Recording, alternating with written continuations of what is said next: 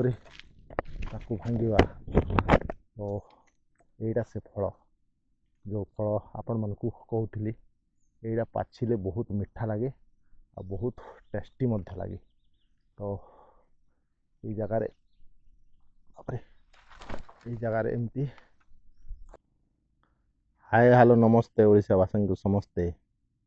ତ ଫ୍ରେଣ୍ଡସ୍, ବର୍ତ୍ତମାନ ଏଇ ଖରା ଯେଉଁ ଜଙ୍ଗଲ ପାଖରେ ଅଛି, ସେଇ ଜଙ୍ଗଲ ପୁରା ପ୍ରବଳ ମାନେ ଘଞ୍ଚ ଜଙ୍ଗଲ ରହିଛି। ଆଉ ସେ ଜଙ୍ଗଲରେ ପୁରା ଏମିତି ଖରା, ଯେଉଁକି ଏପ୍ରିଲ ମାସରେ ଏମିତି ପ୍ରବଳ ଖରା ହେଉଛି। ସେଇ ଖରାରେ ଆମେ ଆସିଛୁ ଏଇ ଜଙ୍ଗଲକୁ। ଆଉ ଜଙ୍ଗଲକୁ ଆସିବାର କାରଣ ହେଉଛି ଯେ ବର୍ଷକୁ ଗୋଟିଏ ଥର ଯେଉଁ ଫଳ ବାହାରେ ବା ଯେମିତି ମିଠା ଫଳଟା ଯେଉଁ ବାହାରିଛି, ସେଇ ଫଳ ଆଜି ଖାଇବା ଆଉ ଆପଣମାନଙ୍କୁ ଏଇ ଫଳ ମଧ୍ୟ ଦେଖାଇବା।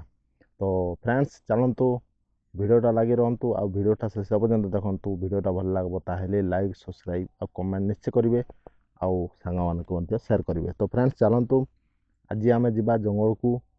ଯେଉଁ ଜଙ୍ଗଲରେ ଏଇ ଦେଖନ୍ତୁ ଜଙ୍ଗଲ ପାଖରେ ଅଛୁ, ଦେଖିପାରୁଥିବେ ଜଙ୍ଗଲ ଯେଉଁଟା ପାଖରେ ଅଛି, ସେ ଜଙ୍ଗଲ ପୁରା ଚାରିଆଡ଼େ ଗଛ ପତ୍ର ପୁରା ଘେରି ଯାଇଛି। ଆଉ ସେ ଜଙ୍ଗଲରେ ଏତେ ପ୍ରବଳ ମାନେ ଖରାକୁ ପତ୍ର ଯାକ ଯେମିତି ବହୁତ ସୁନ୍ଦର ଭାବରେ ବାହାରି ପଡ଼ିଛି। ଆଉ ସେ ପତ୍ର ଯାକ ଦେଖିପାରିଥିବେ ପୁରା ପୁରୁଣା ପତ୍ର ଝଡ଼ିକି ନୂଆ ପତ୍ର ବାହାରିଛି। ତ ଫ୍ରେଣ୍ଡସ୍, ଆଜିର ଭିଡ଼ିଓ ବହୁତ ଇଣ୍ଟରେଷ୍ଟିଂ ହେବ ଆଉ ବହୁତ ବଢ଼ିଆ ବ୍ଲଗ୍ଟେ ହେବ। ତ ଚାଲନ୍ ଦେଖିବା ଆଜି ଯେ ମାନେ ବର୍ଷକୁ କେଉଁ କେଉଁ ଫଳ ଜଙ୍ଗଲରେ ହୁଆ, ତାର ଖାଇବାର କେତେ ଟେଷ୍ଟ ଲାଗେ ଆଉ କେତେ ମିଠା। ତ ଆଜି ଏଇ ଭିଡ଼ିଓ ମାଧ୍ୟମରେ ନିଶ୍ଚୟ ଦେଖାଇବି। ତ ଆଜି ଆମେ ଯିବା ଖାଇବା, ଯେଉଁଟାକି ଚାହାର ବୋଲି କୁହାଯାଏ। ପଶ୍ଚିମ ଓଡ଼ିଶାରେ ପ୍ରତ୍ୟେକ ଲୋକ ଜାଣିଛନ୍ତି ସେ ଚାହାର ବୋଲି କହିବାଟା।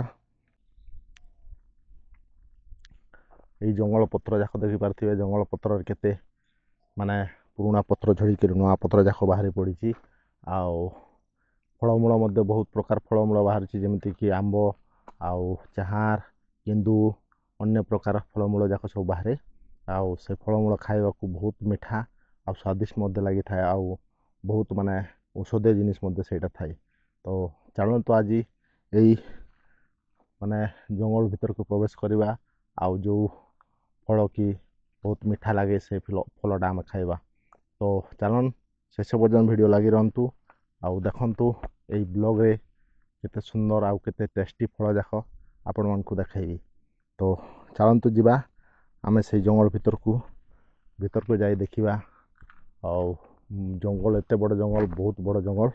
ଆଉ ସେ ଜଙ୍ଗଲରେ ବହୁତ ପ୍ରକାର ଜୀବଜନ୍ତୁ, ବହୁତ ପ୍ରକାର ମାନେ ସାଂଘାତିକ ସାପ ମଧ୍ୟ ଥାଏ।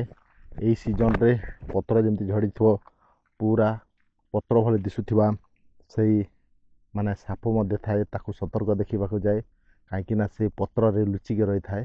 ଆଉ ତାର ଯଦି ସେ କାମୁଡ଼ି ଦେଇଥାଏ ବା ଚାବି ଦେଇଥାଏ, ସେ ଚାବିଲା ପରେ ପୁରା ଗୋଡ଼ ସାଙ୍ଗେ ସାଙ୍ଗେ ଇନଫେକ୍ସନ୍ ହେଇ ବଡ଼ ହେଇ ଫୁଲିଯାଏ।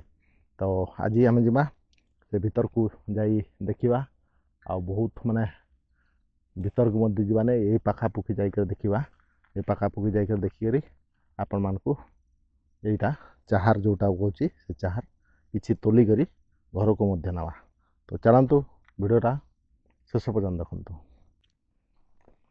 ବର୍ତ୍ତମାନ ଆମେ ଯାଉଛୁ ଜଙ୍ଗଲ ଭିତରକୁ। ଆଉ ସାଙ୍ଗମାନେ ଜଙ୍ଗଲ ଭିତରେ, ମୁଁ ଏକୁଟିଆ ଜଣେ ଯାଉଛି ଆଉ ଜଣେ ଲୋକ ସେଇ ଜଙ୍ଗଲ ଭିତରକୁ ପ୍ରବେଶ କରୁଛି। ତ ବହୁତ ଦୂର ନ ଯାଇକିରି କିଛି ପାଖାପାଖି ଦେଖିକରି ସେଇ ଫଳ ଦେଖିବା। ଆଉ ସେ ଫଳ ଖାଇବା ମଧ୍ୟ ବହୁତ ଟେଷ୍ଟ। ଆଉ ସେ ଗଛରେ ଦେଖି କେତେ ପରିମାଣରେ ସେ ଗଛରେ ସେ ଫଳଟା ରହିଛି ନିଶ୍ଚୟ ଦେଖିବା। ଆଉ ପୁରା ଜଙ୍ଗଲ ପୁରା ଟାଙ୍ଗରା ଦିଶିଛି, ଯେଉଁଟାକି ଜଙ୍ଗଲ ବହୁତ ମାନେ ପତ୍ର ଯାକ, ପୁରୁଣା ପତ୍ର ଯାକ ଝଡ଼ିକରି ଟାଙ୍ଗରା ଦିଶିଛି। ଆଉ ବହୁତ ମାନେ ସୁନସାନ ହେଇଛି, ଯେଉଁଟାକି ଜଙ୍ଗଲଟା ବହୁତ ପ୍ରକାର ସୁନସାନ ହେଇଯାଇଛି। ଆଉ ବର୍ତ୍ତମାନ କିଛି ଗଛ ଚାହାର ଯେଉଁ ଥିଲା, ସେ ଚାହାରଟା ଗଛରେ କମ୍ ଅଂଶ ମାତ୍ର ରହିଛି, କାହିଁକିନା ଜଙ୍ଗଲ ଭିତରକୁ ବହୁତ ଥିବ, କିନ୍ତୁ ଆମେ ଅଳ୍ପ बाट आसिकी किसी देखिपारुछु से गचरे किसी परिमाण रे अच्छी किंतु ओदा रही जोटा कि गचरे पाछि नाही तो आमे किसी देखिकी खाइबा। तो चलतु मु वर्तमान से गचर किसी चाहार तोली करी आपण मानक देखुची। तो ये देखंतु ये गचर जो चाहार रही एटा से गचर चाहारटा ए जो फल रही से फल वर्तमान तोलिकी खाइबा। गोटे गाढ़ा रही से गाढ़ा को देखिए सतर्क भांगा। तो यहीटा से फल जो फल आपण मानक कहूली यहीटा पाचिले बहुत मीठा लगे आ बहुत टेस्टी लगे। तो ये जगार एमती फल थाए ये प्रकार जो फल रही ये प्रकार जो फल रही ये फल रही है और ये फल बहुत मीठा पाचिला जो माने फल रही से बहुत मीठा थाए आ गचरे बहुत माने तार गछ उपरे बहुत रही से पूरा ऊपर को माने अधिकांश रही रही। तो ये पाचिनी माने ये गचरे माने उदा रही जोटा कि यही फल देखिपे एटा पूरा ओदा रही और एमती पूरा पाची गले ता ना रेड जोटा कि ब्लैक अंगूर बोली कह जाए सेमती पूरा दिसे आ बहुत मीठा लगे। तो आउ किछि गछ देखिबा।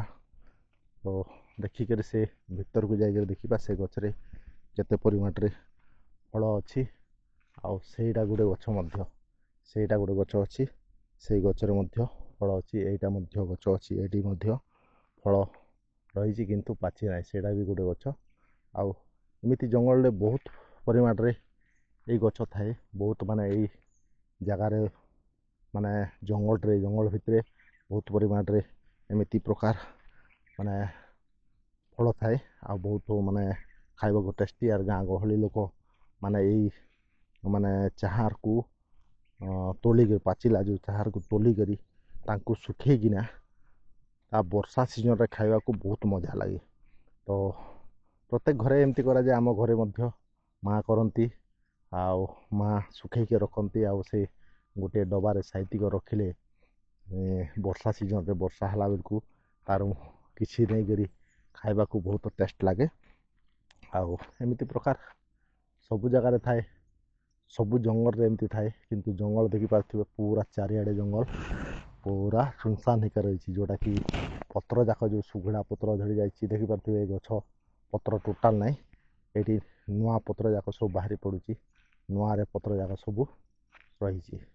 तो चलन पुणी आउ गोटे गछ देखा। बहुत दूर गला परे जंगल भीतर को बहुत जंगल भीतर को पशिला परे आउ गछरे माने चाहार अच्छी प्रबल माने बेसी परिमाण रे चाहार रही किंतु से गछरे माने पाची नाई आउ से जगहटा बहुत माने उदा रही सेमती पाची नाई आउ से जगह पूरा चारिआडे जाइकरी देखिला परे सब जगार उदा रही एमती जगह गोटे गोटे जगह अच्छी जो जगार बहुत परिमाण पाची जाइए आउ मझे जाइए जंगल से जो आगे दिशे से जंगल को जाइए से जंगल पूरा से फल जाक पूरा पाची जाइए बहुत मीठा टेस्ट लगुला आउ खाई। तो मुझे दूर बुली बुली गला कि ना भी 40-50टा गछ पाखु गला से फल सब जगार थाए किंतु से जगार माने टोटाल पाची नथिला। तो मु चेष्टा करुली कि से पाचला फल तोलिक किसी घर को नेबी और घर लोक खाइबा माने इंटरेस्टेड से मु बहुत चेष्टा करी और आपण मानक से पाचिला माने चाहार देखाइबा चाहती किंतु से जंगल रे पाची ना बहुत दूर गला पर से जंगल रे पूरा उदालिया सब रही जाइए। तो फ्रेंड्स आज आम देखुलु जोटा कि जंगल रे माने अनेक प्रकार फल थाए आउ से फल आम खाइबार ଯେଉଁ ଫଳ ମଧ୍ୟ ଥାଏ ସେ ଖାଇବାର ଫଳ ଯାକ ବହୁତ ଜଙ୍ଗଲରେ ରହିଥାଏ। କିନ୍ତୁ ଆମେ ଜଙ୍ଗଲକୁ ନ ଯାଇ ଆଉ ଜଙ୍ଗଲ ଭିତରକୁ ନ ପଶିକିରି ଆମେ ସେଇ ଫଳମୂଳ କିଛି ଜାଣିପାରୁନା। କିନ୍ତୁ ଆମେ ଜଙ୍ଗଲ ଜାଗାରେ ରହିକରି ଅନେକ ପ୍ରକାର ଫଳମୂଳ ଥାଏ, ସେଇ ଫଳମୂଳରେ ବହୁତ ପ୍ରକାର ଔଷଧୀୟ ଯେଉଁଟା ଚେରିମୂଲି ତିଆରି ହୋଇଥାଏ ଆଉ ଆମର ଦେହ ପକ୍ଷେ ସୁରକ୍ଷିତ ଯେଉଁଟାକି ମେଡ଼ିସିନ୍ ଯାକ ତିଆରି ହୋଇଥାଏ। କିନ୍ତୁ ଆମେ ସେ ଜାଗାକୁ ଯାଇକି ଆମେ ନ ଯାଇକିରି ଆମେ କିଛି ଖାଇପାରୁନାହିଁ। ତ ନିଶ୍ଚୟ ଏମିତି ଜଙ୍ଗଲକୁ ଥରେ ଥରେ ଆସିକରି ଜଙ୍ଗଲରେ ଥିବା ଫଳମୂଳ ଆଉ ଅନେକ ପ୍ରକାର ଔଷଧୀୟ ମେଡ଼ିସିନ୍ ଯାକ ଯେଉଁ ରହୁଛି ଫଳମୂଳ ଖାଇବା ପାଇଁ। ବର୍ଷା ଦିନରେ ଯେଉଁ କନ୍ଦମୂଳ ଥାଏ ଆଉ ବର୍ଷା ଦିନ ହେଲା ପରେ ଯେଉଁ ମାନେ ଶାଗ ବାହାରେ ଯେଉଁଟାକି କୁଞ୍ଜେର ଶାଗ ବୋଲି କୁହାଯାଏ, ସେ କୁଞ୍ଜେର ଶାଗ ଯାକ ବାହାରିଥାଏ। ଏମିତି ପ୍ରକାର ବହୁତ ମାନେ ଶାଗ ଡାଳ ଥାଏ, ସେ ପ୍ରକାର ଜିନିଷ ମାନଙ୍କୁ ଖାଇଲେ ବହୁତ ମାନେ ଦେହ ପକ୍ଷେ ଔଷଧୀୟ ଜିନିଷ ଆଉ ବହୁତ ଉପକାର ଥାଏ। ତ ଫ୍ରେଣ୍ଡସ୍, ଆମେ ଏମିତି ଜଙ୍ଗଲକୁ ଯାଇକରି ଅନେକ ପ୍ରକାର ଜଙ୍ଗଲରେ ଅନେକ ପ୍ରକାର ଜିନିଷ ଆଉ ଅନେକ ପ୍ରକାର ଫଳମୂଳ ଖାଇବା ପାଇଁ ଚାହୁଁ। କିନ୍ତୁ ଆମେ ସହର ବା ଟାଉନ୍ ବା ଅନ୍ୟ ପ୍ରକାର ଜାଗାରେ ରହିକରି ସବୁ କିଛି ଭୁଲି ଯାଉଛୁ। ତ ଏମିତି ମାନେ ଜଙ୍ଗଲରେ ଆସିକରି ଅନେକ ପ୍ରକାର ଫଳମୂଳ ଖାଇବା, ଅନେକ ପ୍ରକାର ମିଠା ଜଙ୍ଗଲର ମାନେ ବର୍ଷକୁ ସିଜନ୍ ବାଇ ସିଜନ୍ରେ ବାହାରିଥାଏ। ତ ଏମିତି ଭିଡ଼ିଓ ଯାକ ଆପଣମାନଙ୍କୁ ନେଇ ଆସୁଥିବି। ତ ଆପଣମାନେ ଭିଡ଼ିଓଟା ନିଶ୍ଚୟ ଦେଖିକରି ଚ୍ୟାନେଲକୁ ସବସ୍କ୍ରାଇବ୍ କରି ରଖିଥାନ୍ତୁ ଆଉ ପାଖରେ ଥିବା ବେଲ୍ ଆଇକନ୍କୁ ମଧ୍ୟ ପ୍ରେସ୍ କରି ଦେଇଥାନ୍ତୁ, କାହିଁକି ନା ମୁଁ ଏମିତି ବହୁତ ଅନେକ ପ୍ରକାର ମାନେ ଜଙ୍ଗଲର ଫଳମୂଳ କିମ୍ବା ଅନେକ ପ୍ରକାର ଔଷଧୀୟ ଜିନିଷ ମାନେ ଆସିଲେ ଆପଣମାନଙ୍କୁ ନିଶ୍ଚୟ ଭିଡ଼ିଓ ମାଧ୍ୟମରେ ଛାଡ଼ିବି। ତ ଆଜିର ଭିଡ଼ିଓ ଏତିକି, ପୁଣି ଦେଖା ହେବ ନେକ୍ସଟ ବ୍ଲଗ୍ରେ। ବାଏ।